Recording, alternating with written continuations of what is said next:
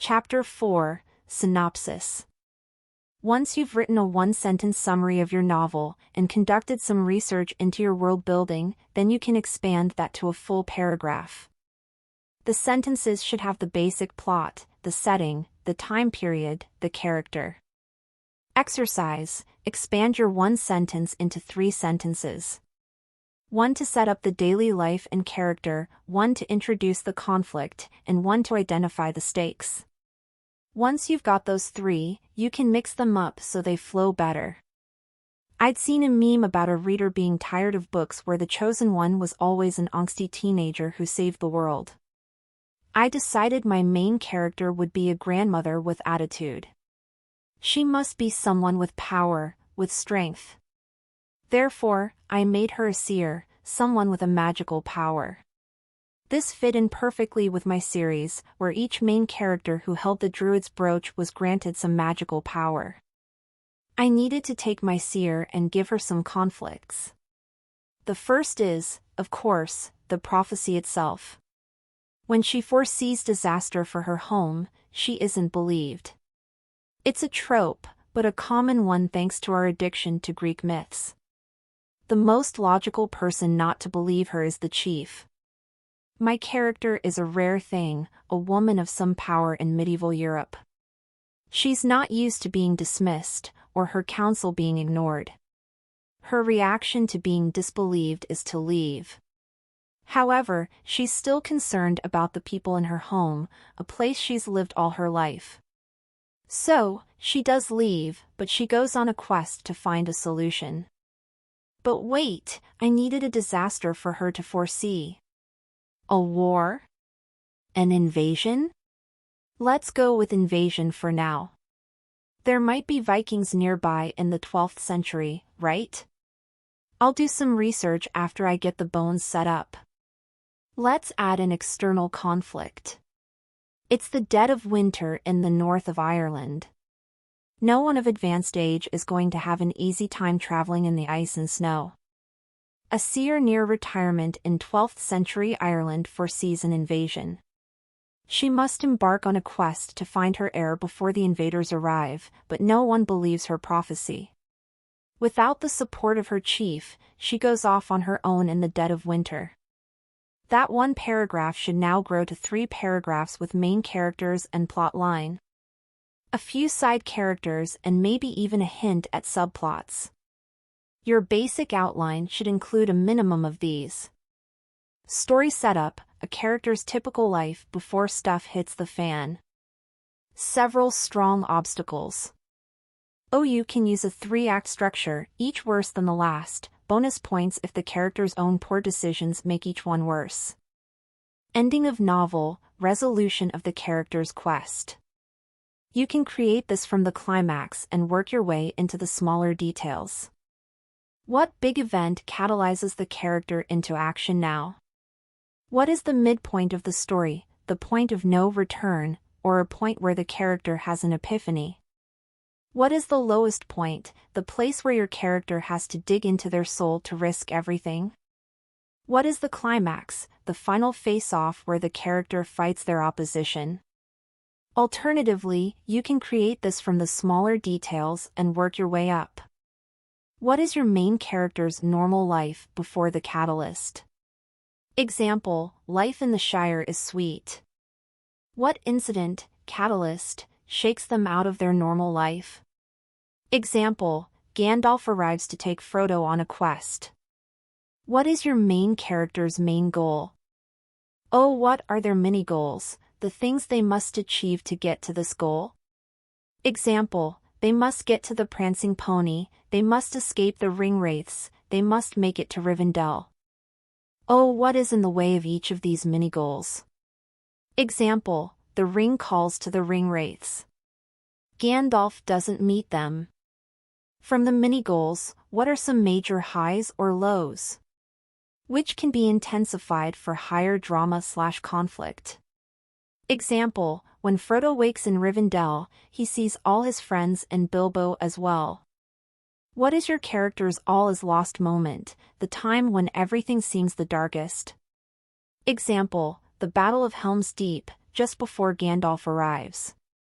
Climax, the big battle, the ultimate payoff the entire novel has been working up to. This should have the highest stakes, the most to lose, and shouldn't be an easy win. Resolution, tying up the loose story ends. Theme. A theme is an overarching message, no need to be preachy, of what your character believes in, such as loyalty, blood is thicker than water, faith, the universe will come through in the end, honor, the whole is more important than the individual, or love, romance is worth the heartbreak. This theme should be challenged by the protagonist, and it may change over time for both the protagonist and the antagonist. How do you pick a theme? What do you care about? What value do you want your story to spotlight? What about your protagonist? Is there a particular theme that your existing audience loves? Braveheart is an obvious example. It highlighted the concept of freedom. The Scarlet Letter has a theme of justice, as does To Kill a Mockingbird. Lord of the Flies uses survival. Lord of the Rings uses both heroism and good and evil. Many of Shakespeare's plays center around betrayal. A good conclusion that is true to your theme helps the reader feel like the story has been worth it. It also helps you, as the author, figure out what to include in your climax and what sort of decisions your characters need to make at that point.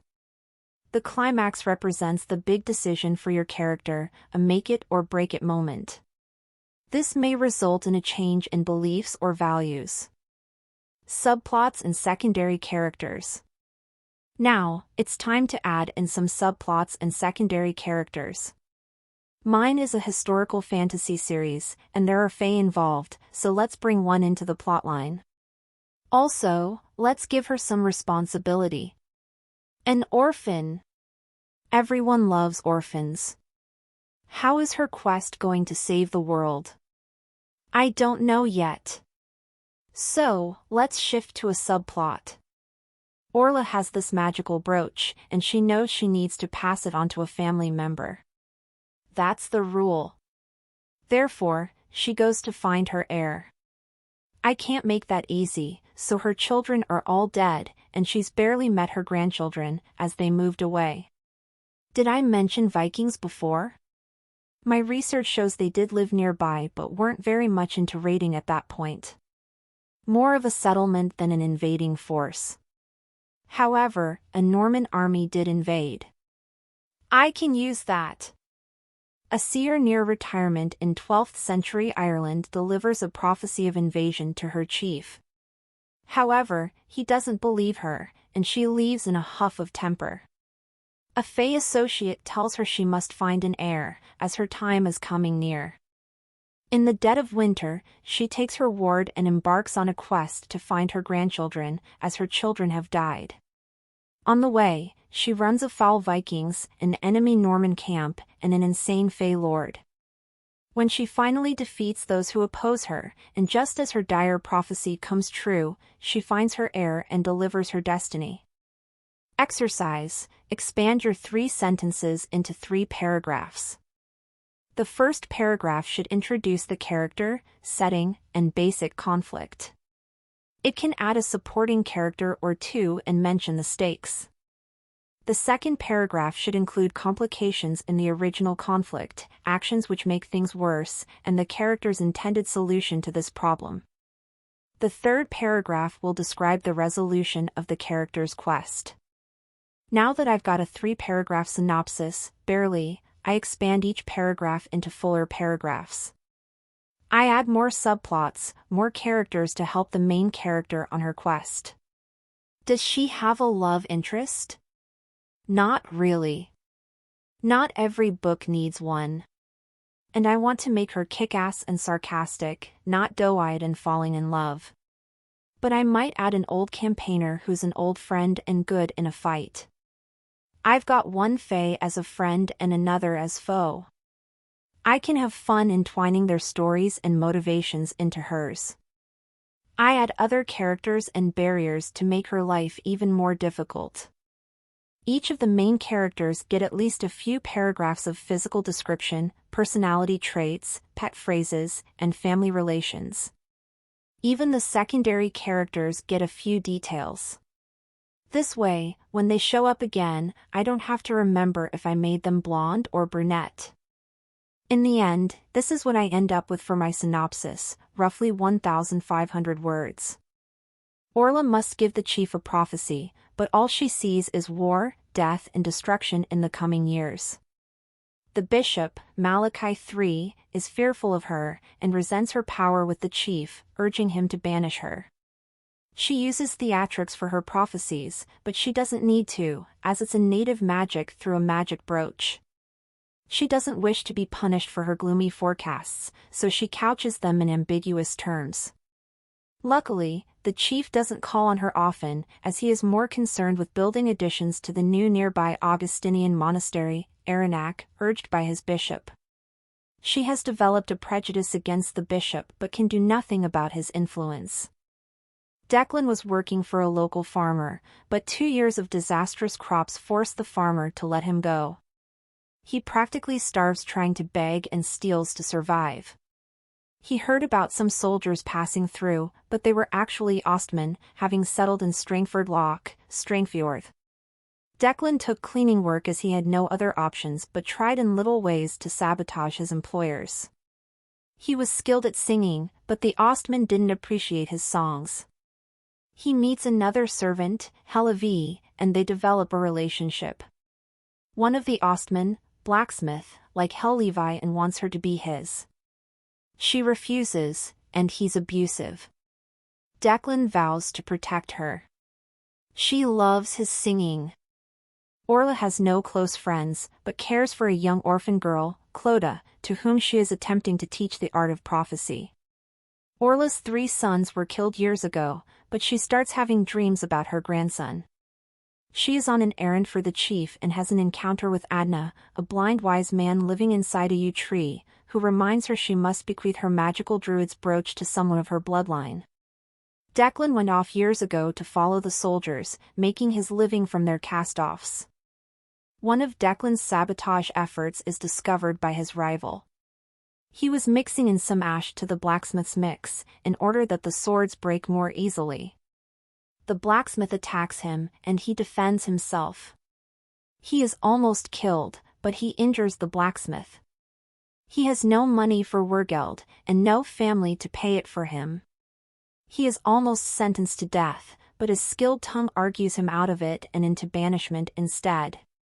He and Hel-Levi wander again until he finds another. Amidst rumors that the Normans have left traveling north from Dublin, Orla travels south into the center of the turmoil to find Declan. She loses Clodagh at one point but finds her Adna. The old man gives the seer some advice she doesn't want to take but tells her that she can lose the legacy if she doesn't find a proper heir. This scares Orla, and she chases many rumors and uses her own talent to seek Declan out. She finally finds Declan just as he's been arrested in the Normans' camp being framed for stealing but manages to use her authority as the chief seer to save him from the noose. She has a battle of wills with the bishop. She introduces him to some of the pagan elements in Celtic Christianity. She is bombarded with visions of disaster to the point they almost cripple her, and she tries to warn the bishop. He is too optimistic that he can avert disaster and dismisses her warnings. Orla finds her grandson and talks to him about the brooch. Declan is so angry about someone trying to frame him that Orla second-guesses her duty with the brooch. Then he decides he wants the brooch after all and tries to take it from her when she declines to gift it to him. She leaves in disgust, and he leaves Hel-Levi to track after his grandmother. Orla seeks out a stone circle to ask for guidance from the Fae in desperation. A Fae noble, Amaton, answers her call and says he has an answer, but she must complete a task for her. Amaton's quest says she must find the lost wrath of Evan Maka and extract an artifact from under the mound. The artifact is a musical instrument, a harp given to a shallow man Orla once loved, long ago in her youth. It had been a gift by Amaton, a gift given on the basis of his friendship with her family. The harp had previously been gifted to Amergin by Banba, the local Fae queen. The news of the rousting of Dunleavy at Down reaches them. Orla is torn between going to help her people and continuing on her quest, but the cowardice of her chief decides the issue. He has run, and she can do nothing about that. Levi urges Declan to go after his grandmother to recover the brooch, which is his by right. He argues himself out of the fear and decides he's angry at his grandmother's rejection of him. Declan takes Levi and goes to Evan Maka. Seeing they are within the mound, he loosens rocks to keep them there and then sends Levi to fetch nearby Norse warriors. Declan hopes to ask for the brooch as a reward for his deliverance of Clodagh as a slave, as well as get back into the good graces of the Ostmen. Orla, Cualad, and Clodagh escape the mound, but are waylaid by Ostmen. The Ostmen first threaten to take the child, but Orla threatens to tell them the date of their death to frighten them. Declan argues against her skill, calling her a sham, but they don't quite believe him. They apologize and offer to buy Clodagh, but Orla refuses. Then she pushes her prophecy into telepathy, but that is painful to her, but impressive to the Ostmen, who still believe in the old gods despite their conversion to Christianity. They think her a personification of a Norn, and leave while they can, taking Declan and Levi with them as slaves instead. They believe offering him up as a sacrifice will appease the gods he's angered. Levi cries as she's married off to the blacksmith. They burn Declan, and he dies screaming Levi's name. In the end, Amaton tells her that Clodagh is actually her own great-granddaughter, a byblow from her younger sister. Orla decides to gift the brooch to Clodagh. Amaton wishes to take Orla back to the otherworld, but she refuses. He threatens to take Clodagh instead, so she sacrifices herself for her great-granddaughter. But first, they agree she can go back to Ballynoe to prime Clodagh with the brooch. On the way, they try to find a way to break the agreement. She helps heal Clodagh and her abuse issues but cannot succeed in breaking the agreement despite the use of magic. Cualad tries to argue her out of it, but then makes her promise to wait for him in Ferry.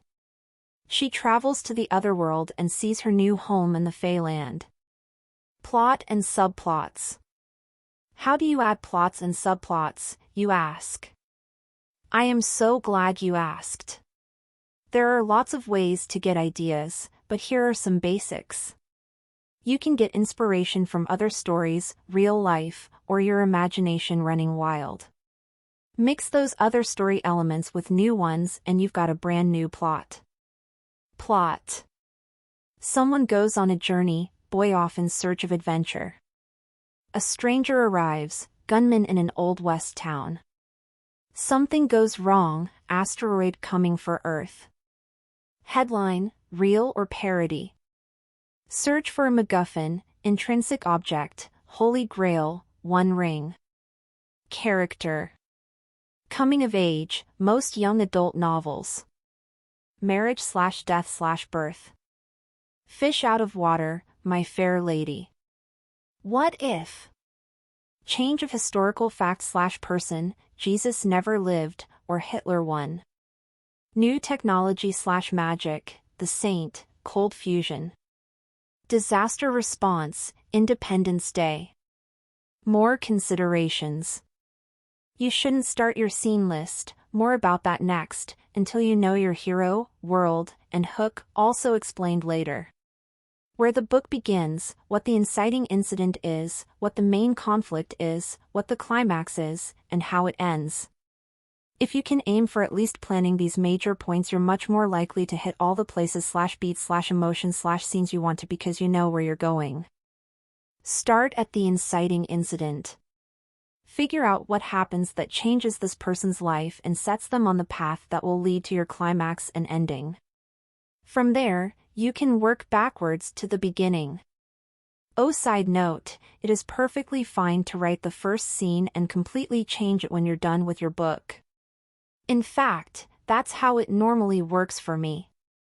You are much more familiar with the story and the characters at that point, and your opening scene is so important, it must be impactful.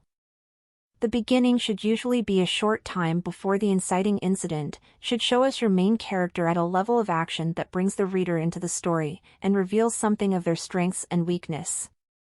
When figuring out the climax, think about how to construct it around your main character's strengths and weaknesses. This is the most pivotal moment in the book. Milk it for all it's worth because the journey from inciting incident to climax is your character arc. Use the same ideas when considering your villain. You want to give them agency and depth, as well as stronger power than the protagonist. Agency is when the main character's decisions, good or bad, drive the action of the narrative. When your character doesn't have agency, things just happen to them and they react. When they do have agency, they are in control of their story. If their decisions in one climax create the climate for the second one, especially if it was a bad decision, that leads to a more exciting narrative. Flawed main character plus inciting incident equals motivation to change. Main character struggles against what is standing in their way until they reach the climax, which should be constructed for them. Using their strength/S and weakness/ES. From there, you plan an ending that fits the resolution of this character arc, ties all your threads together, and hopefully, satisfies the reader. As author Mark Dawson says, it's like driving at night, where the headlights show you just as much as you need to forge ahead. Anytime you get stuck, consider what the hero wants and what they're doing to get it. Crafting your story. Define your main conflict. What is the big story question? Who is the protagonist? From which point of view are you writing? First person, I am the narrator. Second person, you are the narrator, rare. Third person, limited, he/she is the narrator, and only their perspective shows. Third person, omniscient, he/she is the narrator, but he/she knows everyone's thoughts. What does your protagonist want and why? In what situation do they start? What changes to start their journey now? Mini goals, create mini goals that are needed to get to the big story goal. What is the goal? What complicates the task? How will they overcome the task? Does that make it worse? Repeat above several times. In what situation do they finish? Example, restless farm boy, situation, Luke Skywalker, protagonist, wants nothing more than to leave home and become a starfighter pilot, so he can live up to his mysterious father, objective. But when his aunt and uncle are murdered, disaster, after purchasing renegade droids, Luke must free the droid's beautiful owner and discover a way to stop, conflict, the evil Empire, opponent, and its apocalyptic Death Star. Step by step. Introduce your key characters, usually in a daily life event, but with a conflict. Introduce your main story arc, character's main goal.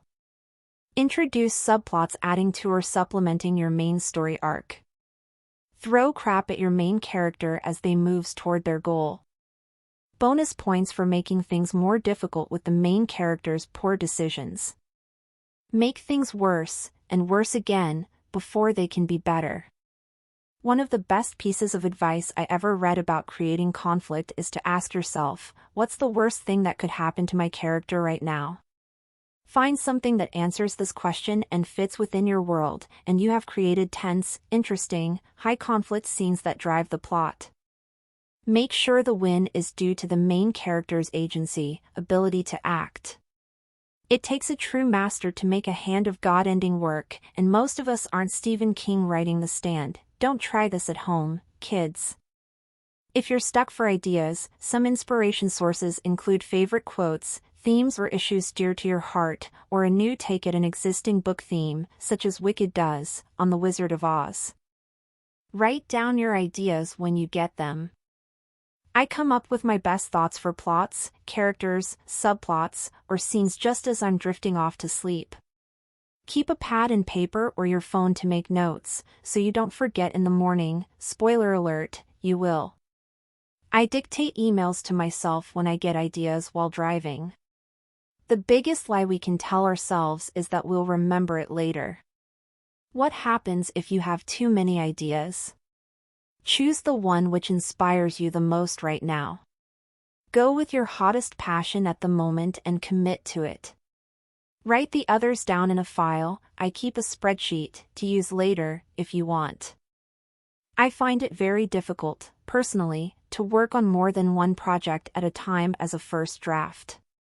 It pulls my subconscious attention in too many directions. I can have one in first draft, one in editing, and one in second edits, but not more than one in first draft or I go crazy.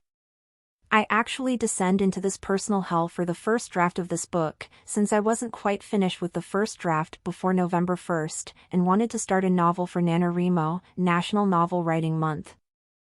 I stopped at 90% finished, started the new novel, and then stopped after my 50,000 words were done, and went back to a third round of editing a third book. Once that editing was done and sent off, I could return to finish this draft. The NaNoWriMo novel is still hovering at the back of my head, one half done and haunting me mercilessly. Synopsis exercise: expand your 3 paragraphs into a 500 to 700 word synopsis. Give a sentence each to describe your main characters and the major supporting characters.